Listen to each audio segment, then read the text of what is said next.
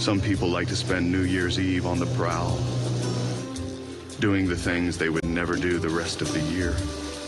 To vent, get release. Me too. Finally, a holiday I can get behind.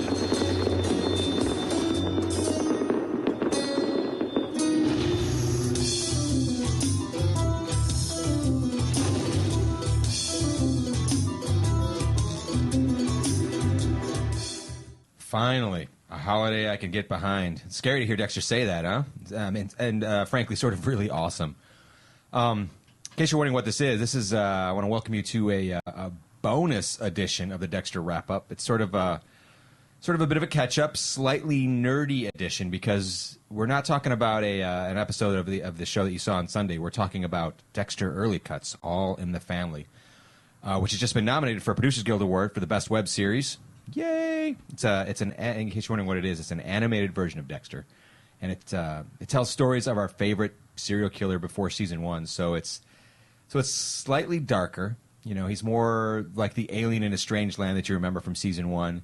And the stories are like, and they're beautiful and scary and a lot of fun if you're a Dexter fan. And if you haven't watched the 6 episodes of All in the Family yet, you should do that before you listen to this. So I'll probably tell you again later when I'm talking to our guest for this podcast. But you should go to www.sho.com/SHO/Dexter/video/webisodes, and then click on All in the Family and watch. And then you can come back here and listen to this. So I'm just going to stop. I'm not going to move forward until you've... Have you did? Okay, great. Now that you've watched it, it'll make it a much richer experience. Why? Because it's me.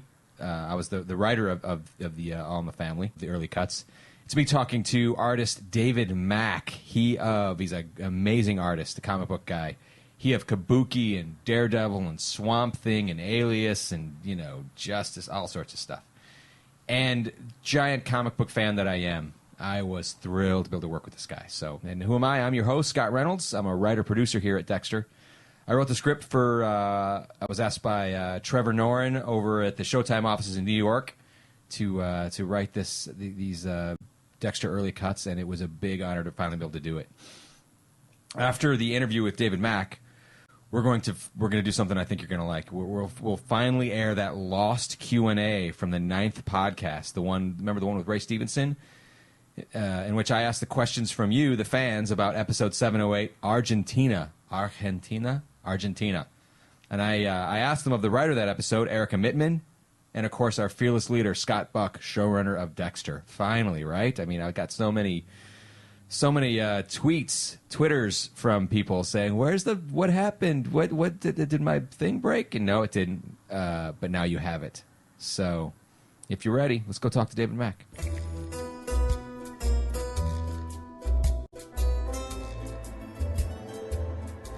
David Mack, how are you, man? Scott Reynolds, good to speak with you. Yeah, good to talk to you too, man. So you're in Cincinnati, Ohio, or something like that. You said. Yep, going to New Orleans tomorrow morning for a convention there. Oh, that's fun. Yeah, you have the fun convention life. Early Cuts, All in the Family. Congratulations! Just got nominated for a PGA Award for Best Web Series. So that's congratulations! That's amazing. It was such an incredible surprise. Yeah, it's good news. Yeah, you've done the early. He's done the early cuts. You've done the early cuts this year and last year, right?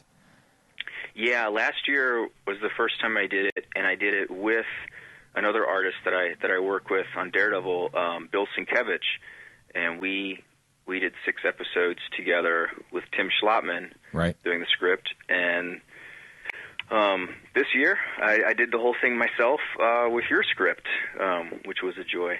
Yeah, it was personally on my end. Just so everybody knows, I have been a giant fan of David Mack. So when Showtime, and we should explain. I guess some people haven't even seen what Early Cuts is. It was something I'd gone to like executive producer, I think it was Clyde Phillips back in the day, who was the executive producer of Dexter, and I said, we should do something like, we should figure out some sort of fun way to do a Dexter year one, you know, like Miller's Batman year one, the early years of Dexter, and it was sort of taken in, and people were like, yeah, that sounds okay, and then nothing really happened, and all of a sudden, boom, it became Dexter Early Cuts. That was first written by Lauren Gussis, and then Tim Schlottman, and then me. I forget who the artist was the very first year, but it's almost like a comic book take done with Flash or something. Is that what it's done with? I don't know exactly what it's done with. You know, there's an animation team, so you know, my part in it is I draw. I discuss with the animation team like what they need as far as shots and everything, and then I kind of have to draw everything in layers from, you know, foregrounds and backgrounds and characters, and if the characters have moving arms or there's other things that move, I draw a few different versions of those, and we draw them separately. And then there's an animation studio in Portland that puts it all together. That's the word I was looking for, animated. Good job. Yeah. I was like, what is that word? I'm getting so old. So in this episode, this year's Dexter Early Cuts was called All in the Family. Had nothing to do with the sitcom, but it was sort of different than in previous years. In that in the previous years they each were sort of stories of Dexter kills back in the day, before the series started, and they all sort of they were used to explain why Dexter used the blood slide, or why Dexter decided to use plastic. It was all very I don't know. It was sort of like filling out the story of Dexter in some ways. How he got I think one of it was like how he decided to start burying bodies at sea. And this year we sort of went a different direction than that, and it was because of where we ended season 6, right? No, season 6, where we ended season 6 with Deborah walking in on Dexter and seeing everything. Sorry about that if you haven't watched that. That's, oh well. We wanted to sort of explore Dexter and Deb's relationship in some way, which you did gorgeously in the flashback sequence. That was a really fun sequence about with this Early Cuts episode this season, because it was this flashback to them as children, and we wanted to do that in a different style and atmosphere, and I guess a different media in a way than the surface story is at the present time. And so we did all the flashback stuff in stop film animation. Yeah. So I painted young Dexter and young Deb, and then they made little puppets of them with animated arms and everything. Yeah. And then we did that. We just put the camera on top of shooting right down over 3 layers of glass. It'd be a foot apart, so each one could be a different part of the foreground and background. You can have all these layers, and you just have all these things moving on right directly on top of the 3 layers of glass, and just do stop film animation that way. So we just actually filming it shot by shot, and then interjecting it inside the animated aspect of it. Yeah, and it's gorgeous and sort of heartfelt and sort of sad and funny. And the story basically, in a nutshell, Dexter comes across a killer who only kills around the Christmas season, and I'm trying to remember how it is now. He comes across this killer who only kills during the Christmas season, and Dexter sort of hunts this person down and realizes this person is actually is doing it with his father. The son is doing it with his father, and they have this weird family bond. And in the same moment, Dexter is realizing that he will never have any sort of a bond like this. He will never be able to share any of this with his sister. She'll never understand him in the ways that he would want her to be, and that he really is sort of alone. And by the end of the episode, he's sort of okay with that, with this weird celebration at New Year's Eve, and he feels a slight connection with humanity, but a much sort of a dark, funny version of all that. You should check it out. It's on it's on show.com, and you click under Dexter, and then you'll see Dexter Early Cuts, and you could watch the whole thing. I think it's also on demand, and it's on YouTube. So Dexter Early Cuts, All in the Family. So if you haven't listened to that yet, or you haven't watched it yet, you should like press pause on this, go watch it, and then join us again.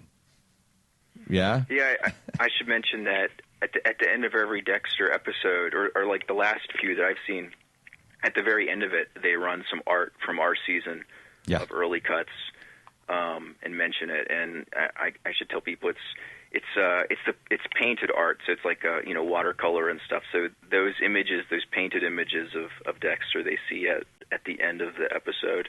That's from what we did and what we're talking about. Yeah. And I think what made you such a perfect match for this is I guess my first realization of who you were was Kabuki. You want to tell a little bit about Kabuki? Yeah, it's a book I write and draw, and I've done it for I guess almost 20 years. I started publishing it officially in 1994. Right. And it's kind of it's sort of it's a book I actually started doing when I was in college. So, in 94 and 95, I was still in college, and I did the first volume for my senior thesis in literature, and I was publishing it while I was in school, and I was trying to, I knew that's what I was going to do, was comic books and graphic novels, so I tried to also turn in aspects of it for, like, any class that would possibly accept it, for graphic design or... It's very smart. Independent study in literature and... Yeah, anything, bookmaking, anything that, so I could really focus on what I really wanted to do, but also try to, glean something from the class and apply it to it and somehow satisfy that as well. And I just kept doing it, after I graduated. And it follows this group of women, NO agents, NOH agents in Japan who are assassins, right? Like the thumbnail sort of it all. Yeah, it takes place in Japan, and there's an organization that kind of polices the interdependence between organized crime and politics. Sounds familiar. And yeah. So there's these sort of 8 main field operatives of it. And it's and you capture this. I don't know if you meant to, or maybe this is just my viewpoint of it, but you capture this strange beauty in violence that we're sort of drawn towards. With these assassin agents and everything. Yeah. There's that kind of aspect that, like, even like the news or other things, that kind of aspect that there's something fascinating about that aspect of the news and seeing things, and I fused that into the book with a lot of these archetypes and metaphors and. A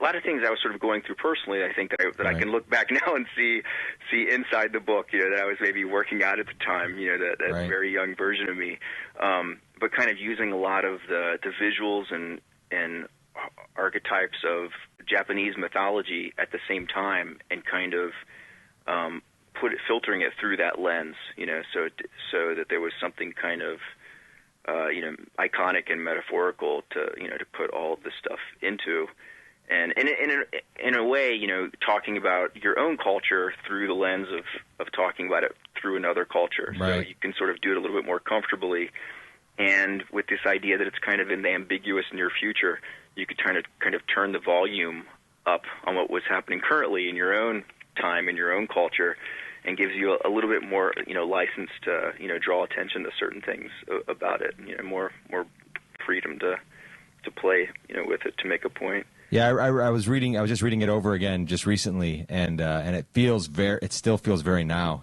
It's crazy. You're sort of prophetic in a certain way. That's with so a lot funny. of things that's so going funny on. You said that. Yeah. There was a certain probably like 10 years ago where all of a sudden I was like, wow, I thought this was kind of in the future, and now this feels like this is exactly what TV is like. Yeah. Right now.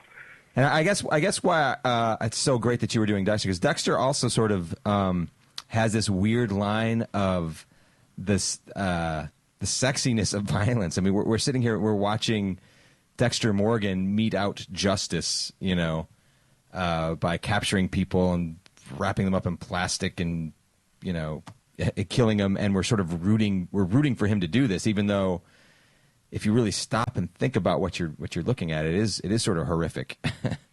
And we don't want Dexter to get caught, but there's still this sort of allure behind it. And I feel like that's what you really did sort of capture that in a sort of morally ambiguous way with all the kabuki ones, through what's the latest one, Alchemy, right?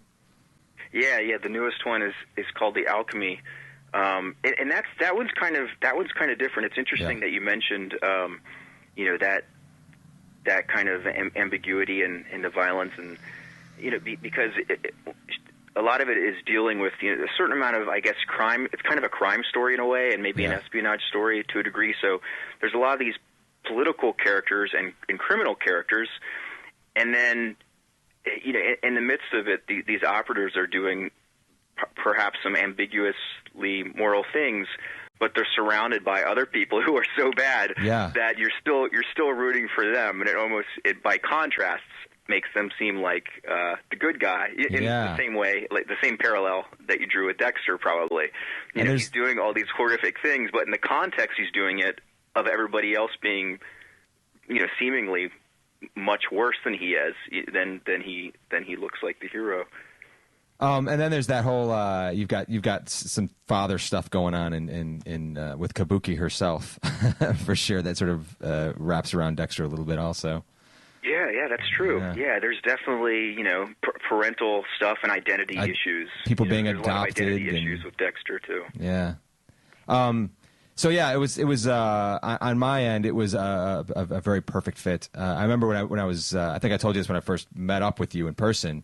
That I was like very nervous because I was like, I'm about to sit across from David Mack, But it was great. You're like a normal guy, fitter than most, but yeah. That's really sweet of you to say. Thanks. So yeah, we first met. I should say we first met at the Gower Studios right. On Sunset when I got to see the set of the current season of Dexter. Actually, the last season of Dexter, like a year ago, season 6 when we first met. Yeah, and they had all those kabuki murals in Lewis's apartment set up, and there were a lot of kabuki books and things. And you were kind enough to give me a Miami Metro mug, which I still drink my coffee out of. Yay! Yeah, I was always pushing for lots of. I'm a big comic book fan, and so I was always pushing for more and more of that sort of influence on the show. So when we had the character of Lewis, is what you're talking about. Lewis's character, his like bachelor pad. There was all sorts of kabuki. There was kabuki art on the walls, and there was figures, and there was all sorts of. We had Magnola art in there, and we had Alex Party art in there, and it was sort of like my dream castle that I will never have. But it's cool. Yeah, it was very kind of you to let us put that stuff in there.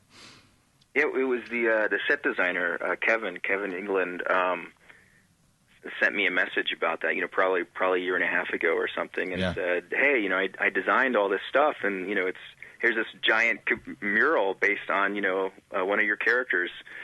Is that okay?" And I thought, wow, that's pretty amazing. Yeah, no, it was gorgeous. I still sometimes see that stuff in the. I'll see that wall down on the lot sometimes, and then I'll go like, "Oh, can I put that in my house?" Probably not. Maybe one day. So let's talk about this Dexter Early Cuts that we did together. So, I was sort of given this wide parameter to just sort of tell a story about Dexter in before the series started, which is very fun. Because I was able to tell a much it's pre-season 1 Dexter, so he's a much darker, colder beast. And I feel like you captured that coldness of Dexter in your paintings, which was in sharp contrast to the flashback with Dexter as a child, which is another reason why I was very glad you were doing this. I don't know why I keep saying all this great stuff about you. What a jerk I am. No, please, but the emotionality of what you do and I guess maybe it was because of the watercoloring or something. I mean, are you very aware of that when you were putting this thing together? Because there's very different. Yeah. You've done it with kabuki books and everything, you know. you change style, you know. There are no rules for you, you know. There's not. You seem like you're all you go with what feels to be right rather than what the rules should say, you know. I'm even using the watercolors for an animated early cuts project. So why did you decide to go with that? Every time I do a different project, I do try to like find what I think is the right look and feel, you know, for that particular character. So I might, you know, use like a different media or just a different approach or a different drawing style, just based on, you know, what the character is. I don't really have like one house look that I feel like is, you know, I need to be synonymous with my name and only do like one thing over and over. I really like the idea as a storyteller to, you know, get inside the character's head and, you know, really have like a feeling, the feeling of them, you know, let alone just showing what they're doing. You want the atmosphere to feel right, you know, for that particular character. So that's one of the joys of, you know, of doing comics, where I can constantly change styles and have a different look based on what the theme of that particular story is. But also, you change styles within stories, though, even. Yeah, you know? That's true. Yeah, like McFarlane. Yeah. McFarlane has a style that I see his like Spawn and Spider-Man, and I go, you know exactly who that is. But sometimes I look at your work and I go, oh, that's Mack, because it looks. No, you're right. Yeah, within one book, you know, one scene might be one way, and the next scene I might want to contrast it a lot because it has a different feeling, or, you know, it moves in a different pace. So I might design the panels quite differently, but there might be a jarringly different art style from scene to scene, let alone, you know, issue to issue and so on. But it's all. The idea of it is all that it's in service of the story, and to kind of underscore maybe, you know, a character arc or how the character is feeling. And, you know, if you're looking at things from inside the character, from the character's point of view, or if you're looking at things from, you know, from the character from externally, that kind of thing. And Dexter's such an interesting character that has these different sides. You know, he has this rich internal life that's very separate from, you know, no one else is really inside that internal life of his. And then he has this exterior that he presents to the world and is constantly learning and tweaking how to present that to people. And, you know, what's the right template for, you know, what expression should he have right now? Yeah. And that was what should he do now that's acceptable? And that was a big challenge for this project, because I was able to do pretty much anything that I wanted with you, which was great. And tell any kind of story. Didn't have to be a bunch of small stories. Like a lot of the other ones are sort of smaller stories sort of put together, but this was like one big story. But the one parameter that I was given was it has to be all told through sort of through Dexter voiceover. Yeah. Which is a challenge to do a whole story without conversation necessarily, other than this inner monologue. But it does fit for. I mean, there's a rich tradition of that in comic books. Yeah. There is, and also it helps because you have Michael C. Hall doing the narration. You know, he's actually lending his voice and participating in this project with us. So that's a wonderful bonus. You know, you have that incredible, rich, you know, Dexter voice going along with all of this. And I think one aspect might be that in the season we did previously, the weakest part of the animation was when they were making people talk and moving their mouth. That's what they told me. Yeah, with the dialogue. So I think that was actually a really good decision for them. They could eliminate like whatever the weakest part of the animation was, and then we could. I felt like it was a really, like what you did was an incredible solution to that kind of parameter. Well, it's like the Dashiell Hammett sort of, you know, Mike Chandler or Mike Hammer sort of thing that was going on. So, and I'm a big fan of that detective fiction. So that it was. I guess fun, so. Like your training probably in television, you know, you're so you're repeatedly told, to show and not tell, and to externalize everything that's happening through character interaction and dialogue. You probably had to adjust quite a bit to tell the story in this different way. Yeah. No, it was a bit of a challenge, but knowing I had you on board, look at me. Knowing I had you on board, it worked out well.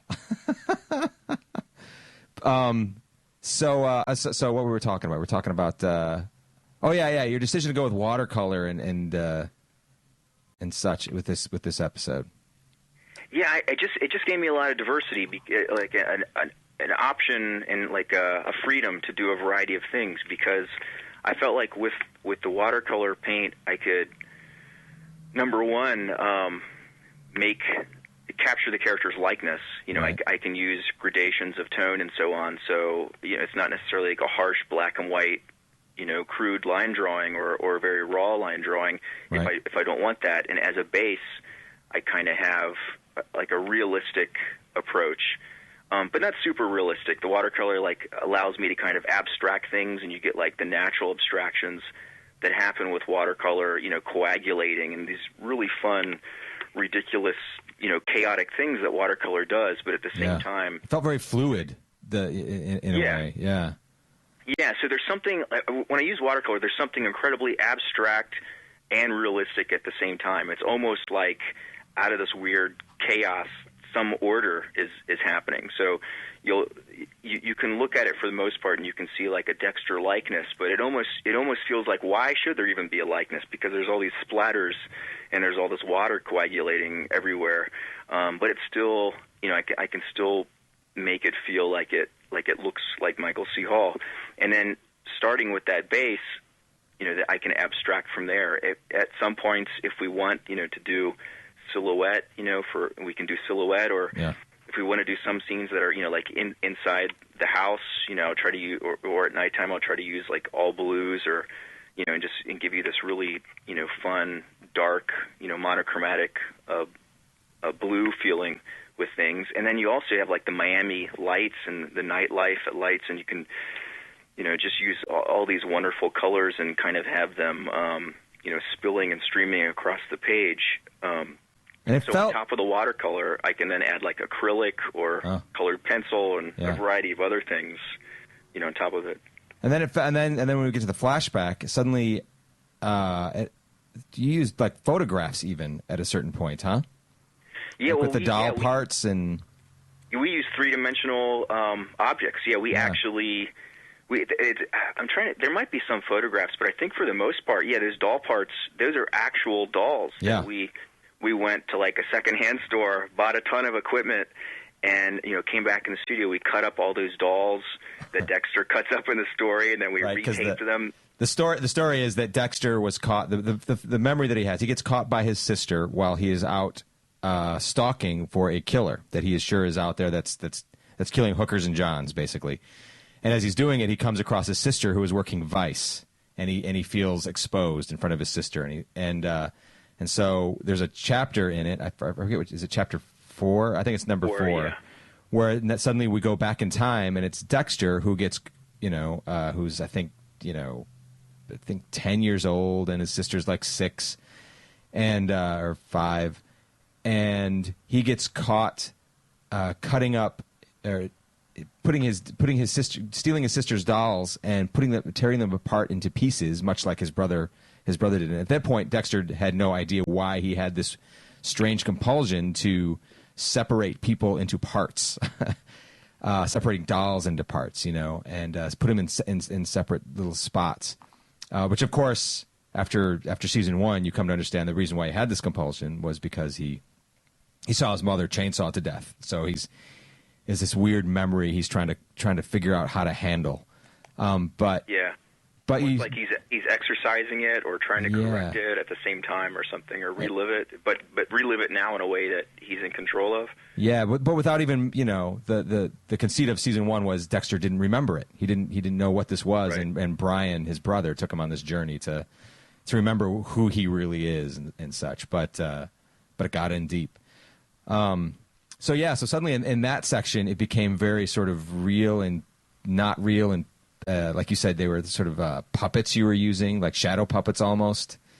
Yeah, and in fact, like the house that they grew up in, I just made that house by hand, Wow. with wood and glue, and we got like little trees and things like that you would get for like a miniature train set up, Yeah. You can get little foliage and grass And it felt like a children's story almost, I guess. Yeah. In the background, we have cotton balls in the sky moving across. Goodness. It's all three-dimensional things filmed, and filmed in camera. Ah. So everything moving is real. And like inside Deb's room, there's a window, with like the sky and cotton balls as clouds, moving in the background. So it's all in camera, three-dimensional things. That were, they're all basically handmade sculptures that, I was painting the house by hand and, make it. So it's the actual real childhood house of Dexter and Deb, and that, actually exists. It's probably like a foot high or something. Wow. Yeah, it was just gorgeous. I remember seeing it and thinking, oh my, this is beyond anything I could have ever imagined.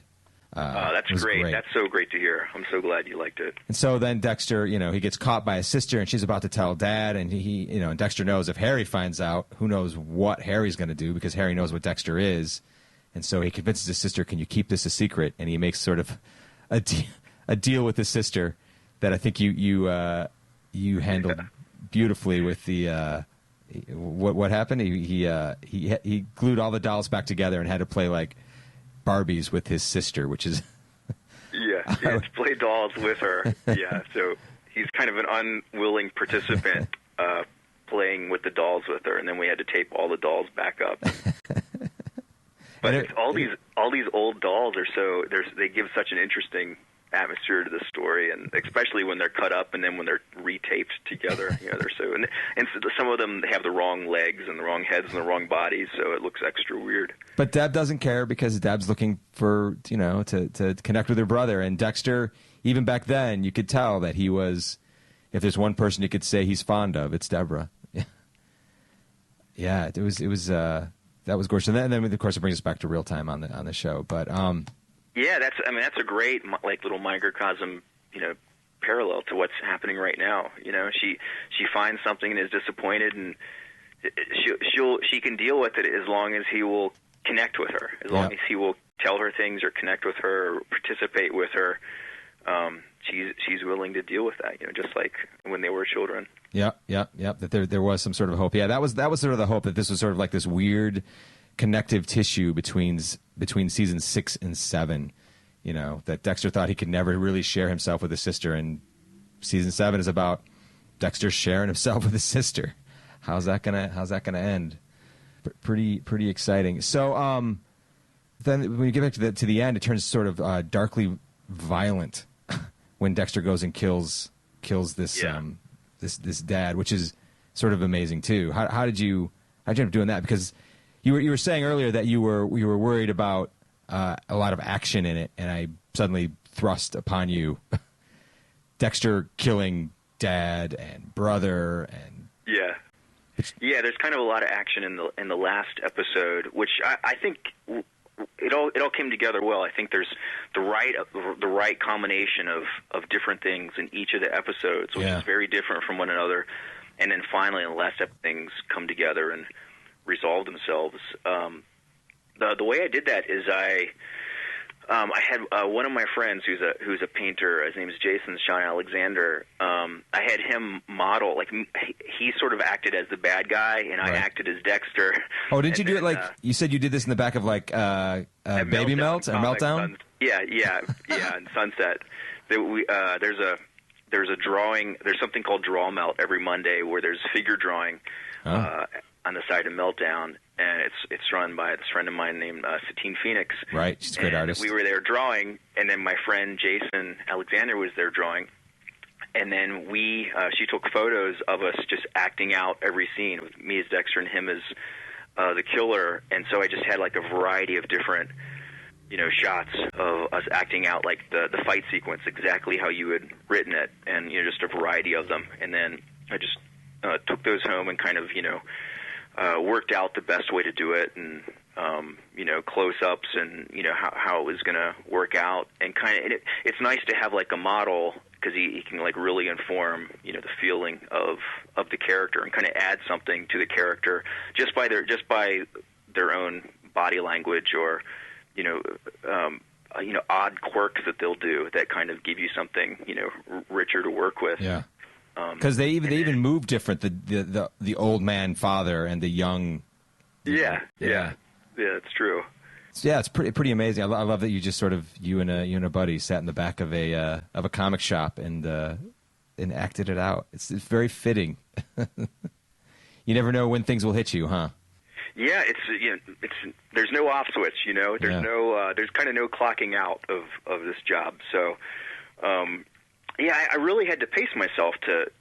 Because there's other people involved, it was a real crunch to get like every stage, you got to get this off to the animator as soon as possible so they can do their work, and then the next people can put their sound and bells and whistles on it and so on. So it's a big dynamic moving process. Yeah. So it was definitely a process where I was working around the clock at it, and literally around the clock, huh?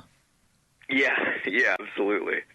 Yeah, I mean, because the writing end, I sort of had it easy. Like I had like a month and a half to sort of come up with the idea, write up a little treatment, send it off to them, and then they were like, "Yeah, this sounds great." And then I wrote it, and suddenly I was like, "What's happening? What's going on?" And they're like, "We got David Mack." Okay, great.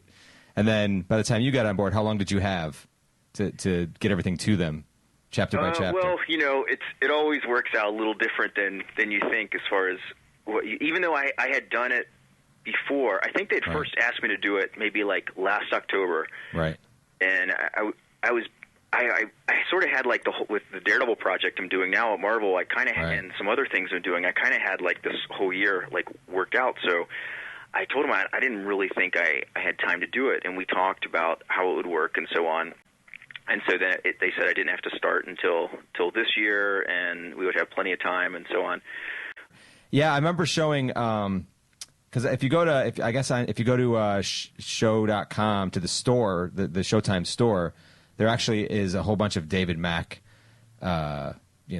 mugs and posters and T-shirts and all that sort of stuff that comes from Dexter Early Cuts. And I remember showing it to Michael and to Jennifer, and they were both blown away. Jennifer just started laughing at the Jennifer in the sex suit, the undercover sex suit. Oh yeah, yeah. She's like, "Oh, that's beautiful." Oh. Yeah. The story we did takes place, I think, right before season 1 of the show. Like just almost exactly that time period. It's New Year's Eve, 1999. Yeah. Yeah, I think she has like an undercover Vice outfit that she sort of wears, like cut off jeans and like this tank top with a number 14 on it. Yeah. So that she exposed wears belly. So I dressed her in that exact same, so people could see the continuity of it. Yeah, and that's now I have you were gracious enough to give me a painting of that, so I have that in my dining room.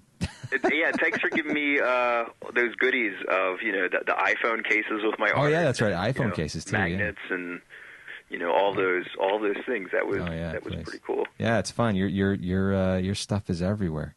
It's great. So when you got asked to do Early Cuts back in I don't know the first time you went around to it, were you aware of the show? Were you a fan of the show, or did you catch up on it? How did that all happen? When I was first asked to do it, I think it was fall of 2010 for the previous season that I did with Tim, and I was aware of the show, and I had maybe only just seen a couple episodes, way out of context. Yeah. I forget what the current season was then. Because you're always on the road. Yeah. Well, I can't imagine you sitting still for a season anywhere. It was really fun doing the Dexter project because as I was doing it, that's when I started from. I had Showtime sent me DVDs of everything, so I could get reference the characters and the images and stuff from the DVDs of all the seasons.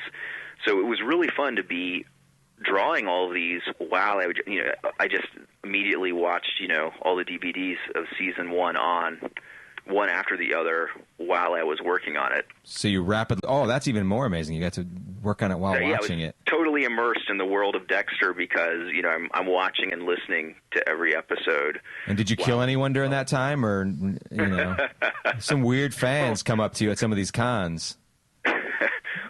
Only in the drawings did anybody die. And you didn't wrap anyone in plastic or anything, no?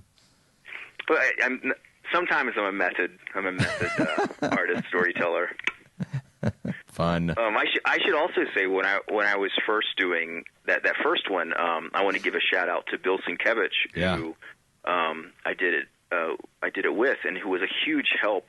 He was working on it before I was a part of it, right? And so he kind of had like a lot of like photo reference. He had done of you know, people acting out stuff and different tools and you know, sort of like a Dexter kill kit and other stuff that he had kind of worked out ahead of time. That, you know, he sort of schooled me on a lot of that stuff and shared a lot of things with me. So he was kind of a big help in getting me into the mindset of it when I first came to it. Right. That stuff was amazing. I remember watching it and just thinking how jealous I was of Tim getting to do all this sort of stuff. And then we finally did. It was great. Hey, man, thank you so much for taking the time to talk about this. Let's hope we win this Producers Guild. Any producers out there, you should vote for Dexter Early Cuts, All in the Family. You should check it out. Go watch it. You're going to love it. It's a little dark, but it's funny and scary and sort of everything you want out of Christmas. Yeah, Scott, thanks so much. It was a real joy working from your script and working with you on this, and just like such an extra amazing, unexpected perk to be nominated for this PGA award with you. Yeah. Hopefully we get to do some more stuff in the future, man. Hey, take care. Have a good time in New Orleans. Okay, thanks so much, man. All right, check you later. Bye. Okay, bye-bye.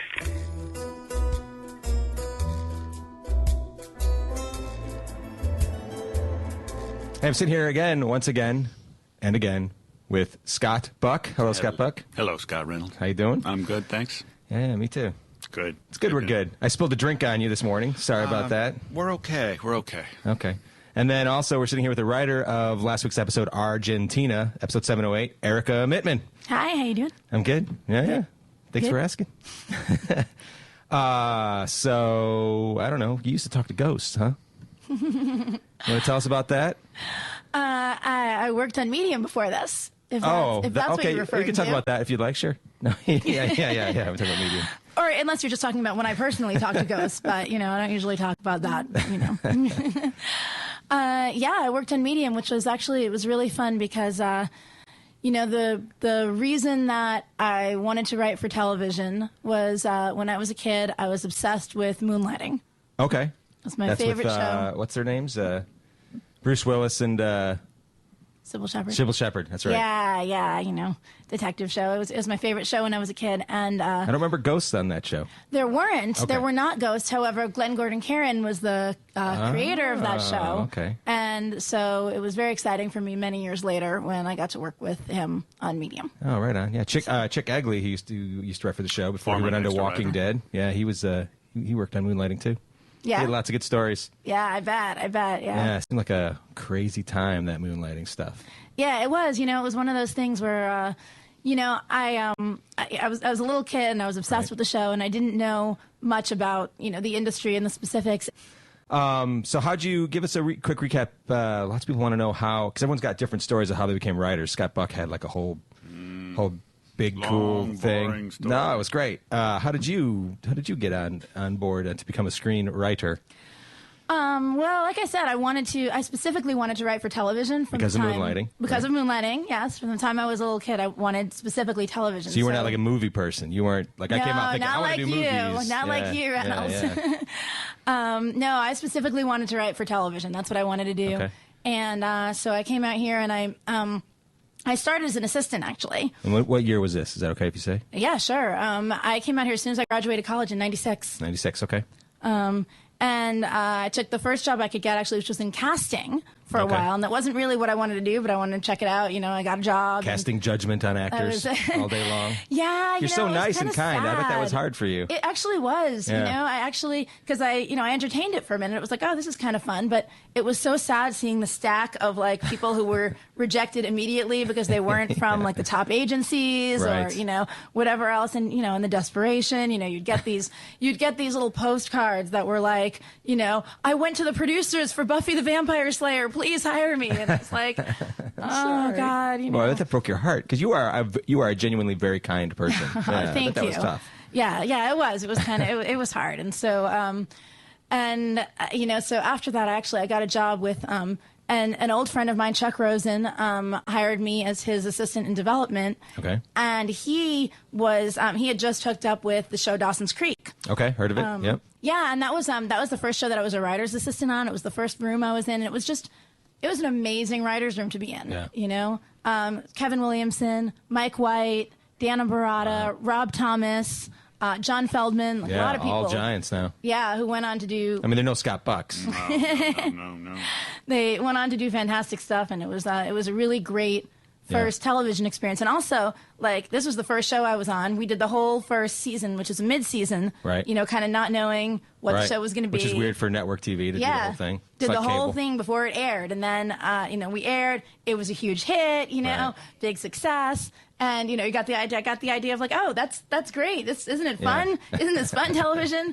Then I worked on a bunch of shows that did not. Right. They all got canceled. Yeah, I worked on a series of canceled shows. Yeah, me too. It's part of the journey. Were you like, this is great? Oh, it's not. But it's Head still Cases, North Shore, Traveler. Right. Anyway, you name it. And but I did a lot more assistant work. And actually, I think that that is in my book anyway. I think that is the best way to learn about television is to work as an assistant on a television show.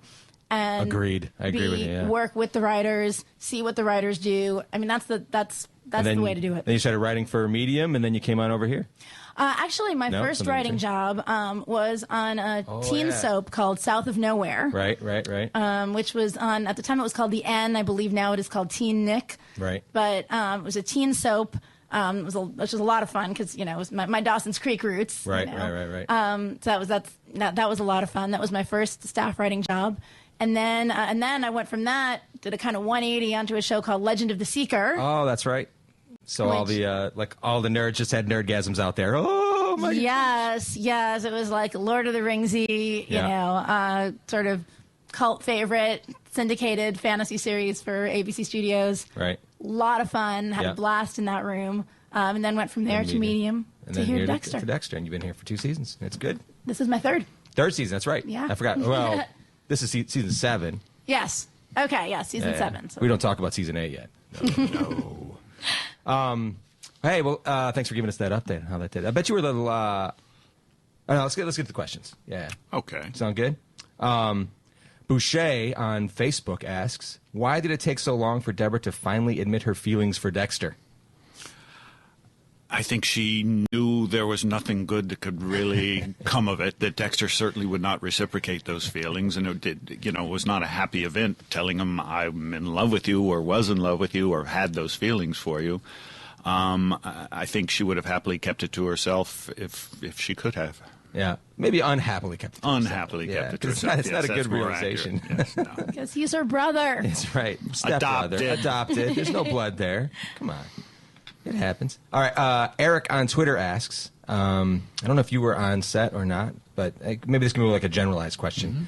Mm-hmm. How many takes did it take to do the scene with Dexter and Deborah at the end? That big, with the big line that you what's the line again? You're a serial killer and I'm more f***ed up than you are. Yeah. Everybody loved it. They hit it right off the very first take.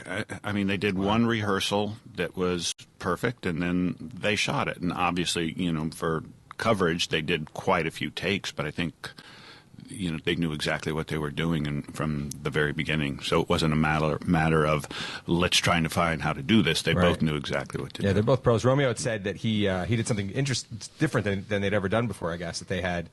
They did the big the wide shot. Mm-hmm. And then when they went down to her, they did the close-up and the medium shot at the same time, so he could cut seamlessly in between rather than going big, big, big.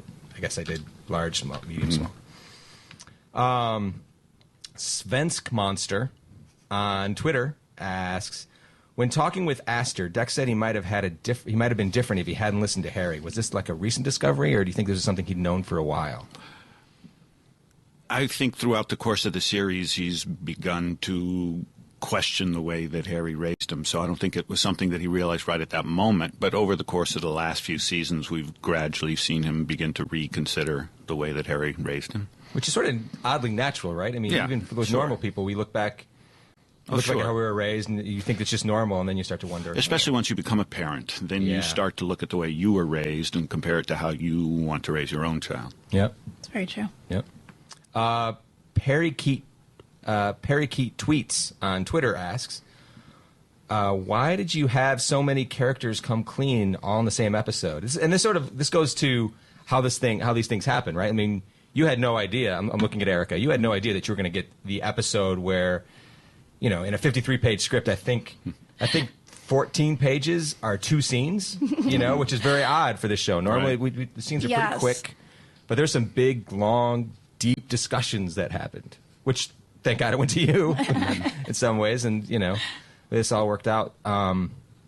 I guess he wants to know how that happened. I think, honestly, it just sort of worked out that way. I mean, with Ray Stevenson's character, we had no choice because he needed to fly back to London the day after we finished shooting because he's doing a movie there. He's going to go play a Norse god or something. So we kept him for as long as we possibly could, but this had to be our last episode. Yeah, and then this is just where Deb had to sort of spill out the truth for herself too to Dexter. It was like a truth-telling episode. Yeah, it kind of was. I mean, I think it just happened to be where it fell in the story, and it's always good.